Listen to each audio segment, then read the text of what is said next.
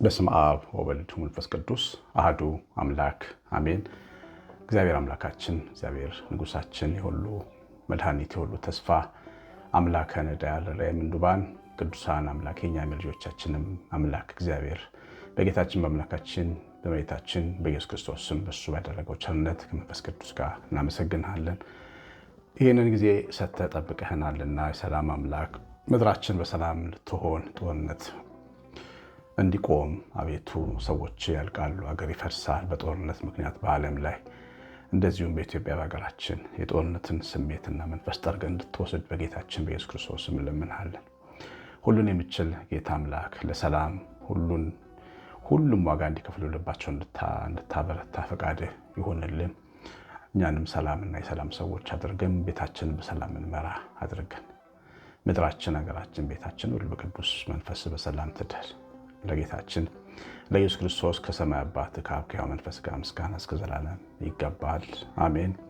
ተወዳጆች እግዚአብሔር ልጆች ሁላችሁ እንደምን ቆያችሁ? ሁሉን የሚችል አምላክና ጌታ መድኃኒት ኢየሱስ ክርስቶስ ስሙ የተወደደ የተመሰገነ ይሁን።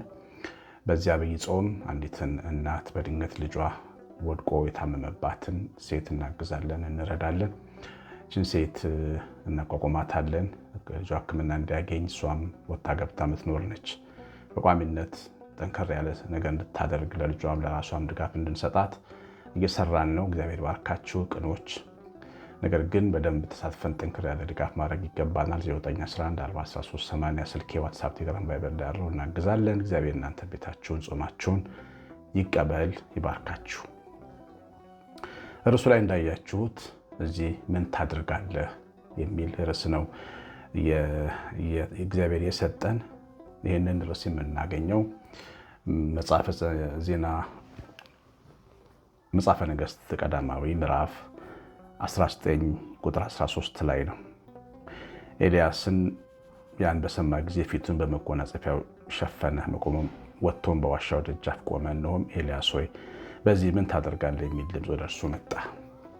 እንግዲህ ያው ይህንን ጥያቄ ለማየት ለመጠየቅ ከራሳችን ሕይወትም ጋር ለማገናዘብ እንዲረዳን ለምንድን ነው እዛ ጋር የተገኘው ኤልያስ? ምን ሆነ? ምን ነካው? ወይስ ምን ተፈጠረ የሚለውን በደንብ ማወቅ አለብን። ያው የመጽሐፈ ነገሥት ቀዳማዊ ታሪኮች በደንብ ስናጠና ስለ ነቢዩ ስለ ኤልያስ ደመቅ አድርገው ይተርካሉ። እስራኤል ካገኘቻቸው ትልልቅ ነቢያት ከጌታችን ልደት 700 በፊት የተነሳው ኤልያስ አንዱ ነው። ኤልያስ በጣም መንፈሳዊና ባህታዊ የነበረ ሰው ነው። ለእግዚአብሔር የሚቀና እጅግ ኃይለኛ የነበረ ነቢይ ነው። በቅናቱ ምክንያት በፊቱ እንደ እሳት የሚሄድ የሚንቀለቀል የእግዚአብሔር ስም ቅናት የነበረበት ነው እና በዛ ዘመን እስራኤል ለሁለት ተከፍላለች። ሰሜናዊቷ ክፍል እስራኤል ስትባል፣ ደቡባዊቱ ክፍል ይሁዳ ትባል ነበር እና እስራኤል ዋና አሁን የሚተረከው ይሄ አካብ የሚባለው ንጉሥ የነበረው የሰሜናዊቱ ክፍል የእስራኤል ንጉሥ ነበር እና አንድ ሲዶናዊት ሴት አግብቶ ኤልዛቤል የምትባል ክፉ ሴት አግብቶ አምልኮ ባዕድን፣ ጣዖት አምልኮ፣ ግፍን በከተማው በሀገሩ በእስራኤል አምላክ ፊት መደረግ የማይገባቸውን ነገሮች በማድረግ ህዝቡ ይሰቃይ፣ የእስራኤል አምላክ የሚያዝን፣ እስራኤልን ወድቃ ጠፍታ ነበር እና እግዚአብሔር በዛ ዘመን ያስነሳው ሰው ነው። የእግዚአብሔርን ቸርነት ከምናየው ከምናደንቅበት ነገር አንዱ ዘመን ሲከፋ፣ የዘመን መልክ ሲለወጥ፣ የዘመን መልክ የቀን ጨለማ ሲሆን ልጆቹን ይልካል፣ የሚናገር የሚያበረታ። ታስታውሳላችሁ አይደል? ኮቪድ በተነሳ ጊዜ ኮቪድ በመጣ ጊዜ የኮቪድ ጠበብቶች በጣም ያስፈራሉ፣ ያስጨንቁን ነበር። በዛው ልክ ደግሞ የሚያጽናኑ ብዙ መምህራን ተነስተው ነበር። በዛን ዘመን የሰማነው እግዚአብሔር ቃል ለብዙ ዓመት ጠቅሞናል፣ ቆመን እንድንራመድ አድርጎናል። የሚያስጨንቅ ዘመን ሲመጣ የሚያበረቱ ሰዎችን እግዚአብሔር ይልካል ቸር ስለሆነ እና ኤልያስ በዛ ዘመን ተነሳ ማለት እና ኤልያስ በጣም ቀናተኛ ነው። ለእግዚአብሔር አምልኮ የሚቀና ማለት ነው። ቅዱስ ቅናት የነበረው ሰው ነው። ተናዳሽ ቀናተኛ ነበር እና በተለይ ለእስራኤል ልጆች እንዴት እናንተ በዓልን ትከተላላችሁ፣ እንዴት ጣዖት ታመልካላችሁ ብሎ በጣም በትልቅ ተራራ ላይ የእነሱን አምላክና የእግዚአብሔርን የእሱን አምላክ እንዲወዳደሩ አድርጎ የእሱ አምላክ ባሸነፈ ጊዜ እግዚአብሔር ባሸነፈ ጊዜ ያንን መስዋዕት በበላ ጊዜ ካህናቱን እርድ አድርጎ የጣዖት አምልኮ ካህናትን አርዶ የኤልዛቤልን ካህናት እሷ የምትቀልባቸውን ሐሰተኛ ነቢያት ካረደ በኋላ ያው ከፍተኛ ዛቻ መጣበት በሕይወት ማለት ነው። በዚሁ መጽሐፍ ምዕራፍ 19 ላይ አክዓብ ኤልያስን ሁሉ እንዳደረገ ነቢያትን ሁሉ በሰይፍ እንደገደለ ለኤልዛቤል ነገራት። ኤልዛቤልም ነገ በዚህ ጊዜ ነፍስህ ከነዚህ እንደ አንዲቱ ነፍስ ትሆናለች አለችው። እገልሃለሁ አድርሃለሁ አለችው። እሷ የምትታመንባቸውን አማልክትና በዓልን የሚባለውን አምላክ የእሱን አገልጋዮች ነው ኤልያስ ያስወገዳቸው እና አንገትን ቆርጠዋለሁ ብላ ዛተችበት። ያ ትልቅ ሰው፣ ሰማይን የሚዘጋ ሰው፣ እሳት እየወረደች የእሱ መስዋዕት የምትበላለት ሰው፣ ከእግዚአብሔር ጋር በፊት ለፊት የሚነጋገር ሰው በኤልዛቤል ዛቻ ደነገጠ። ይሄ በጣም አስገራሚ ነገር ነው።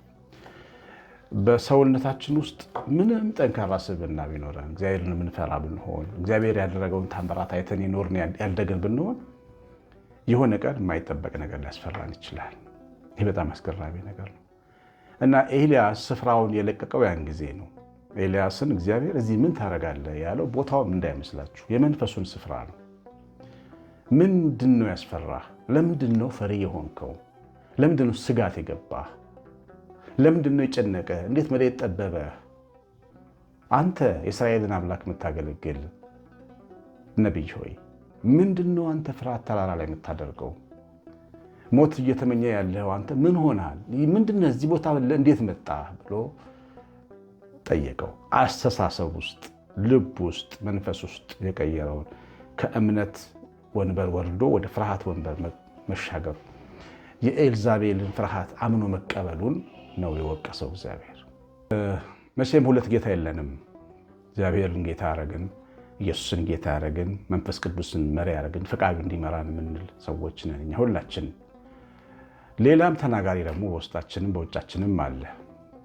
ሚዲያው ምናነበው፣ ምንሰማው፣ ምን የምንለው የሚናገረን ነገር አለ። የኤልዛቤል ድምፅ በአንድም በሌላም ወደ ጆሯችን ይመጣል እና እንወርድና ከቅዱሱ ተራራ ወደ ፍርሃት ተራራ እንሸጋገራለን። ወደ መጨነቅ ተራራ፣ ራስን ወደ መጥላት፣ ለምን እኖራለሁ ወደ ማለት። በጣም የማይጠበቁ ሰዎች እንደዚህ ይሆናሉ። በጣም የማይጠበቁ ለትልቁም ነገር የሚጠበቁ ሰዎች፣ በመንፈሳዊ እድገታቸው የተመሰገኑ ሰዎች የሆነ ቀን ራሳቸውን እዚህ ተራራ ላይ ያገኙታል። የሆነ ስፍራ ላይ ወድቀው ይገኛሉ። የመንፈስ ውድቀት የአንደበትን ማጉረምረም ያመጣል። ምንድን ነው ማደርገው? ለምን ኖርኩ ማለትን ያመጣል። የመንፈስን የውስጥን ቁስ ድቀት፣ የውስጥን ምንድነው ጨለማ የሚገልጥ አንደበት ይታወቃል። በዛ ነው ህመሙ የሚታወቀው። ሐኪም ቤት ስትሄዱ አንዳንድ ሐኪሞች መላሳቸውን ያያሉ። በመላሳችን ውስጣችን ያለውን ህመም ለማወቅ ይሞክራሉ። እንደዚሁ ነው መላሳችን፣ ውስጣችን፣ ንግግራችን፣ ድርጊታችን፣ ነገራችን እንደዚህ ነው። ኤልያስ በዚህ ሰዓት ይሆን የነበረው ነገር እንደዚህ ነው። በጣም በሚያሳዝን ሁኔታ ረዳት አልባ የሆነ ሰው ሆኖ ነበር የሚሰደደው። ሩቅ ሀገር ሄደ ነው የሚለው። ሩቅ ሀገር ሄደ እስኪርበው እስኪደክመው ድረስ ብቻውን። እግዚአብሔር ግን ይከተለው ነበረ። ምግቡንም በቁራ በአሞራ በኩል ይልክለት ነበረ። ተነስና ብላ፣ በርታ፣ ጠንክር፣ ሌላ ስራ አለ፣ አንተ እንደምታስበው አይደለም፣ እኔ ማስብልህ ሌላ ነገር ነው ብሎ እንደገና እግዚአብሔር ከዚሁ ጥያቄ በኋላ ሲያበረታው ታያላችሁ። ግን እዛ ስፍራ ላይ መገኘቱን ግን ይወቅሳል። ዛሬ ኤልያስ ብቻ ሳይሆን በጣም ብዙ የእግዚአብሔር ቅዱሳን፣ ብዙ የእግዚአብሔር ልጆች፣ የእግዚአብሔር ብሩካን ስፍራ ለቀን ሊሆን ይችላል። ጠዋት ሲነጋ የተቀመጥንበት ስፍራ እኛም ማንመስልበት ጊዜ ያለ አንዳንዴ ምንድን ነው የነካኝ እስክንል ድረስ በቃ ነጭ ያደርገናል። በቃ ብስጭት ያደርገናል። እግዚአብሔር ላይ ያናድደናል። ከዛም የሚያልፈ ደግሞ ውስጣችን ሙትት ይልብናል። መኖር ያስጠላናል። የሚገርማችሁ ሁሉ ነገር ኖሮን ነው እንደዚህ የምንሆነው ብዙዎቻችን። ሰው አንዳንድ ቸግሮት ይላችሁ፣ ቸግሯችሁ የምታውቁ ሰዎች ታውቃላችሁ። ቸግሮት ያለ ሰው ትንሽ ነገር ሲያገኝ በጣም ይደሰታል። ምንም ሳይቸግረው ግን የሚደብረው ሰው አለ። ምንም ሳይጎልበት የሚነጫነጭ ሰው አለ።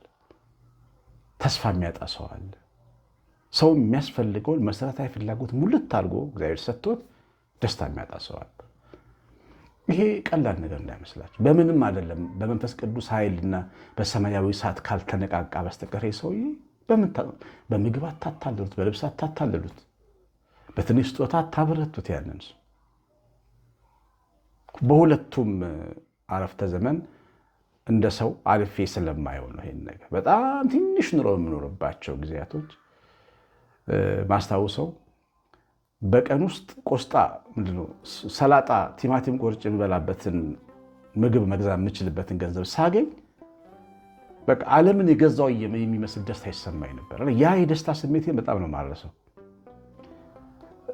ያንን እስካገኝ ድረስ ልጨነቅ ልታወቅ እችላለሁ። ሳገኘው ደግሞ እደሰታለሁ። ሁሉ ነገር ኖሮን መብላት ችለን መጠጣት ችለን መልበስ ችለን፣ ግን አንዳንድ ጊዜ ደግሞ ደስታ የሚባል ነገር አድራሻው ይጠፋብናል። ስፍራችን ተቀይሮ እኛ ማንጠበቅበት ቦታ ሆነን እንገኛለን። የተናገርከው ያወራኸው የምትለው አንተ ነህ እስክንባል ድረስ ምንናገራቸው ነገሮች ያስደነግጣሉ። እንግዲህ ይሄ በቅዱሳን ሕይወት ውስጥም ጭምር የምናየው ድካም ነው እና ኤልያስ እንደዚህ ሆኖ ነው ያገኘው። ግን እግዚአብሔር እየመጣ በየመሃሉ ያነቃቃው ነበር። ምንድን ነው እዚህ ምን ታደርጋለህ? ዛሬም እግዚአብሔር ይሄን ነው የሚናገረን። እንደዚህ አይነት ስሜት የሚሰማ ሰዎች እዚህ ጋር ምን ታደርጋላችሁ? ይሄ እናንተ አይደለም። ይሄ እናንተ ስሜቱ የእናንተ ስሜት አይደለም። ለእናንተ የተሰጠ አይደለም። ኤልያስ እና ኤልሳ ያገለገሉት በጥላው ዘመን ዓለም ባልዳነበት ዘመን የእስራኤልን አምላክ ያገለገሉ። እኛ ደግሞ እነሱ እንደ ባሮች አገልግሎታል። እኛ ግን እንደ ልጆች ነን። እኛ ልጆች ነን፣ በክርስቶስ የተዋጀን፣ ከእግዚአብሔር የማይጠፋ ዘር የወጣን፣ ከእግዚአብሔር የወጣን የተወለድን፣ እጅግ በጣም የከበርን፣ ዋጋ ያለን፣ እግዚአብሔር በዘላለም ፍቅሩ በውድ ልጁ የወደደን ያቀፈን፣ አወርሳችኋለሁ ብሎ በመስቀል ላይ የመሐላ